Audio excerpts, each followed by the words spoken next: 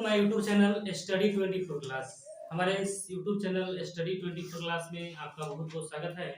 अभी तक के मेरे इस चैनल को सब्सक्राइब नहीं किए हैं तो कृपया इसे सब्सक्राइब कर दीजिएगा। तो उसके बगल में एक बेल का आइकन होगा, उसी भी दबा दीजिएगा ताकि मेरे आने वाले हर वीडियो का नोटिफिकेशन आपको मिलता रहे। आज की क्लास में हम लोग देखेंगे संविधान। पॉलिटी का एक टॉपिक है संविधान। इसमें हम कल के क्लास में संविधान के बारे में डिटेल से चर्चा किए हैं कि हमारे किसी भी देश को चलाने के लिए संविधान की जरूरत पड़ती है। तो संविधान मेरा बनकर तैयार हो चुका है और हम कल आपको ये चीज बताए थे कि संविधान बनाने के लिए बहुत सारे विद्वान लोग अलग अलग देशों में गए थे। अलग अलग देशों में गए और वहाँ के संविधान को अध्ययन किए, वहाँ के संविधान को पढ़े। अब किस देश का किस तरह का संविधान है, वहाँ के संविधान को पढ़ने के बाद हमारे देश में उस तरह के नियम, कौन सा नियम हमारे देश के लिए अच्छा है और कौन नियम अच्छा नहीं है, इसका निर्णय कौन करेगा? संविधान सभा, जिसकी पहली बैठक पिछले क्लास में हम बताए थे 9 दिसंबर 1946 को हुआ था, जिसका अस्थायी अध्यक्ष डॉक्टर सच्चिदानंद सिन्हा थे।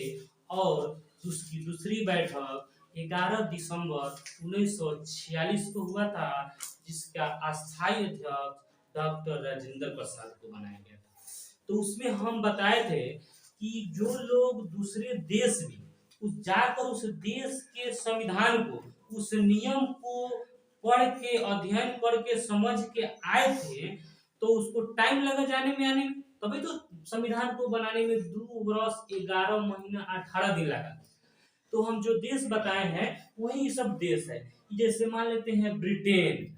ब्रिटेन को 4 नामों से जाना जाता है। ब्रिटेन के 4 नाम, तो ये ब्रिटेन है, अमेरिका है, आयरलैंड है, रूस है, कनाडा है, जर्मनी है, फ्रांस है, ऑस्ट्रेलिया है, दक्षिण अफ्रीका है। मतलब इतने देशों में लोगों को मतलब भेजा गया था कि जाइए इस देश में और वहां उस देश के नियम को समझिए, वहां के नियम को जानिए और जान के वहां से उसको मतलब लिख के लाइए कि कौन सा नियम हमारे देश में, हमारे देश के लिए अच्छा है। उस नियम को लाकर मतलब परोसा गया और कहा गया कि कौन सा नियम अच्छा है उसको रखा गया, जो नियम खराब लगा उसको हटा दिया गया। इस तरह से हमारा संविधान बनकर तैयार हुआ। ठीक है, तो संविधान बनकर तैयार हो कब हुआ? 26 नवंबर 1949 को, और पूरा संविधान लागू हो गया 26 जनवरी 1950 को। तो आज की क्लास में हम लोग यही देखेंगे कि कौन से देश से क्या लाया गया, मतलब कौन सा नियम किस देश से लाया गया। तो देखिए, यह संविधान का स्रोत का मतलब, यह संविधान मतलब जो संसदीय प्रणाली जो देख रहे हैं, ये स्रोत है और ये देश है। नहीं तो हमारे संविधान में एक संसदीय प्रणाली है। संसदीय प्रणाली का मतलब समझिए, संसदीय प्रणाली मतलब, संसदीय प्रणाली मतलब हमारे देश में 2 संसद है। एक को लोकसभा बोलते हैं और दूसरा को राज्यसभा बोलते हैं। तो लोकसभा में सीटों की संख्या 552 है और राज्यसभा में सीटों की संख्या 250 है। तो वही क्या है, मेरा क्या संसदीय प्रणाली है। जैसे 552 को संसद चुन के जाता है, मतलब संसद भवन में, तो हमारा देश चलता है। जैसे ठीक है, जिसमें प्रधानमंत्री बनते हैं। जैसे विधानसभा में, जैसे मुख्यमंत्री नीतीश कुमार जी हैं, आज हमारे बिहार के मुख्यमंत्री नीतीश कुमार जी मोतिहारी आ रहे हैं। ठीक है, तो उनके लिए विधायक चुन के जाता है, तो उनके सीटों की संख्या कितना है? 243। तो इसी को बोला जाता है संसदीय प्रणाली। तो भारत में समझ गए, राज्यसभा होता है और लोकसभा, उसी को संसदीय प्रणाली कहा गया है। और यह संसदीय प्रणाली कहाँ से लिया गया, मतलब इस तरह का नियम कि मतलब संसदीय प्रणाली होगा, लोकसभा राज्यसभा होगा, इस तरह का नियम कौन देश से लाया गया है? तो यह जो लाया गया है, यह ब्रिटेन से लाया गया। ब्रिटेन उसी को कहते हैं इंग्लैंड। अंग्रेज जो हमारे देश पर राज किया ना, उसी का 4 गो नाम है। क्या नाम है? Britain, England, UK. यूके का ही फुल फॉर्म होता है यूनाइटेड किंगडम। समझ रहे हैं? यह एक ही देश का नाम है, एक ही देश का नाम है। ये क्या है? ब्रिटेन है, इसी को कहा जाता है इंग्लैंड, इसी को कहा जाता है यूके, इसी को कहा जाता है, जैसे हम लोग भारत में अंग्रेज जो आया था इसी से, इंग्लैंड से आया था। ठीक है, तो हमारे देश पर कौन राज किया था? ब्रिटेन, चाहे इंग्लैंड कहिए, चाहे उसका नाम एक और क्या है? यूके। यूके का मतलब होता है यूनाइटेड किंगडम। यूके का मतलब क्या होता है? United kingdom. जिस तरह से हमारे भारत का नाम भारत के 4 नामों से संबोधित किया जाता है, वह 4 नाम क्या है इसके बाद देख लीजिएगा। जैसे इस बिहार में ही बिहार बिहार में ही यह 4 नाम छुपा हुआ है। भारत के 5 जो नाम है, 4 नाम भारत का 4 नामों से मतलब उसको दर्शाया जाता है। तो बिहार का मतलब भारत के जो 4 नाम है बिहार से ही निकल जाता है। देखिए बिहार हम लोग का है, बिहार से ही निकल जाता है। आप देखिए कैसे, बी से हो जाएगा भारत, बी से भारत, आई से इंडिया, एच से हिंदुस्तान, ए से आर्यावर्त। यानी बिहार से आपका भारत के 4 नाम पड़ गया। बी से भारत, आई से इंडिया, एच से हिंदुस्तान और ए से आर्यावर्त। ठीक है, उसी तरह से इस पर इंग्लैंड के 3 नाम हो गए, नहीं इस तरह भारत के 4 नाम है। ठीक है, अगर नहीं याद होगा तो अगर बिहार लिख के आप क्या कर सकते हैं, निकाल सकते हैं। बी से बिहार, आई से इंडिया, एच से हिंदुस्तान और ए से आर्यावर्त, भारत के 4। अब देखिए भारत में जो नियम लाए गए, संसदीय प्रणाली लाया गया कहां से? अगर आपसे पूछा जाएगा संसदीय प्रणाली किस देश से लाया गया है, तो आपका आंसर हो जाएगा ब्रिटेन से। उसके बाद आपसे पूछा जाएगा संसद, वही संसदीय प्रणाली में संसद, संसद उसी कहा जाता है लोकसभा राज्यसभा को संसद। और विधानमंडल समझिए, ये जो विधानमंडल है ना, ये विधानमंडल जो है, इस विधानमंडल को ही जो बिहार में हमारा 243 सीट है मंडल, विधानमंडल के बारे में बता रहे हैं। जैसे बिहार में जो मुख्यमंत्री नीतीश कुमार है ना, तो वो कहाँ पे बैठते हैं? तो विधानसभा में बैठते हैं, तो उसी को कहता है विधानमंडल। और विधानमंडल में विधानसभा सीट की जो संख्या है 243 है। यानी 243 जो विधायक है वो जीत के जाते हैं तो जाके मुख्यमंत्री बनता है। तो विधानमंडल कहाँ से लिया गया? संसद या विधानमंडल की प्रक्रिया कहाँ से लिया गया? तो ये भी ब्रिटेन से लिया गया है। उसके बाद में संसदीय विशेषाधिकार कहाँ से लिया गया है? ये भी ब्रिटेन से लिया गया है। और एक बात ध्यान दीजिएगा, इस पे एक टेक्निक और ट्रिक, एक टेक्निक और ट्रिक क्या है अब ध्यान दीजिएगा। ये जो ब्रिटेन वाला है सब में 100 से नाम आ रहा है। संसदीय प्रणाली, संसद, संसदीय विशेषाधिकार, जहां आ जाएगा संसद, जहां आ जाएगा संसद मतलब वो समझिएगा वो कहां से आया है? ब्रिटेन से। जहां देखिएगा 100 आया है वो कहां से लिया गया है? ब्रिटेन से। देखिए संसदीय प्रणाली 100 आया, संसद या विधानमंडल ब्रिटेन, संसदीय विशेषाधिकार ब्रिटेन। यह सब जो है संसदीय विशेषाधिकार मतलब उसमें जो अधिकार का कुछ नियम होता है वह सब कहां से लिया गया है? ब्रिटेन से लिया गया है। समझ गए? ये तीन को समझ गए। जो स से आए, संसद जिसमें आ जाए, संसद शब्द जिसमें आ जाए उसको कहिएगा कहां से है? इंग्लैंड से है। इंग्लैंड उसी को ब्रिटेन, यूके और यूनाइटेड किंगडम में कंफ्यूजन नहीं होएगा। अगर ब्रिटेन दे दे चाहे इंग्लैंड दे दे चाहे दोनों ना दे के हई दे दे, इसके जगह पर अगर हई देगा तो हो जाएगा ना। समझ गए ना? इस सब एक ही देश का 3 गुण नाम है। ठीक है, अब आइए अगला है मौलिक अधिकार, है ना। मौलिक अधिकार जब हम आगे पढ़ेंगे ना तो मौलिक अधिकार के बारे में चर्चा करेंगे। अब मौलिक अधिकार क्या होता है इसके बारे में समझिए। अधिकार जो होता है, जैसे हम लोग सरकारी विद्यालय में पढ़ते हैं तो फीस नहीं देते हैं, तो फीस नहीं देते हैं। सरकार ने यह अधिकार पब्लिक को दिया है कि सरकारी विद्यालय में बिना फीस के पढ़ने का अधिकार हमको दिया गया है। इस अधिकार से कोई हमको रोक नहीं सकता है, कोई मास्टर हमको बिला नहीं सकता है। जैसे भीमराव अंबेडकर को मास्टर डोम समझ के, मतलब छोटी जाति समझ के उनको क्लास में नहीं बैठने दिया जाता था, तो जंगला में पढ़ते थे। तो जब संविधान बना तो यह जनता को अधिकार दिया गया कि कोई भी पब्लिक, कोई भी जनता किसी भी विद्यालय, सरकारी विद्यालय में पढ़ सकता है, इसको कोई रोक नहीं सकता है। यह मेरा क्या है?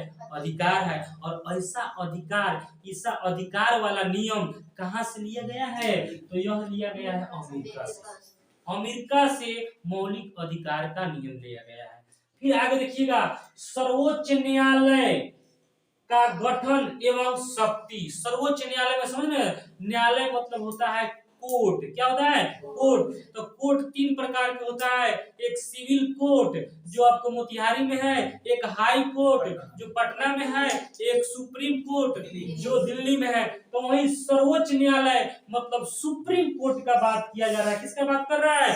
यह सुप्रीम कोर्ट का बात कर रहा है। और सुप्रीम कोर्ट मतलब किसी भी कोई अगर गलती करता है तो उसको अगर न्याय नहीं मिलता है, मान लेते हैं कोई पुलिस केस हो गया, अगर उसको न्याय नहीं मिलता है, वो गलती नहीं किया है, फिर भी उसको केस मतलब हो गया, फंसा दिया है, तो वह कहां तक जा सकता है? सबसे पहले जाएगा कोर्ट में, मतलब पुलिस थाने में जब केस होगा तो जाएगा सिविल कोर्ट में। सिविल कोर्ट में नहीं होगा, न्याय मिलेगा तो हाई कोर्ट में जाएगा, और हाई कोर्ट में जब न्याय नहीं मिलेगा तो सुप्रीम कोर्ट जो दिल्ली में है वहां जाएगा। अगर वहां भी न्याय नहीं मिलेगा तो ये पूरा विश्व का एक कोर्ट है, इसको बोल देते हैं अंतरराष्ट्रीय न्यायालय, वहां भी जाता है आदमी। जैसे हमारे दिल्ली में जो चार गो क्या बोलते हैं उसको, आदमी का जो क्या हुआ था, फांसी पड़ा था, चार उसका मतलब न्याय, मतलब इन्होंने अपील कर दिया था कहाँ तक, अंतरराष्ट्रीय न्यायालय तक वो मामला पहुंच गया था।